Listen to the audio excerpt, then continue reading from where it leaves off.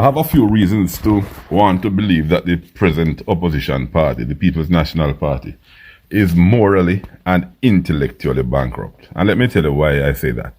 I have a lot of reasons for saying that, but the most recent one, I see today that the PNP women's movement is demonstrating, or calling a press conference, I beg your pardon,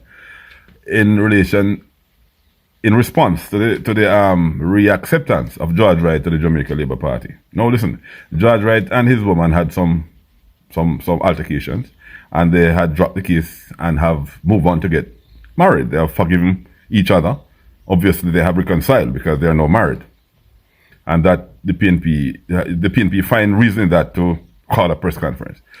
And just a few weeks back, a young girl was unalived and brutally, I mean, you saw the video, or you heard the newscast, and that was not sufficient reason for the PNP to call a press conference alerting and highlighting any real need for concern for our moral compass to be shifted in a particular direction.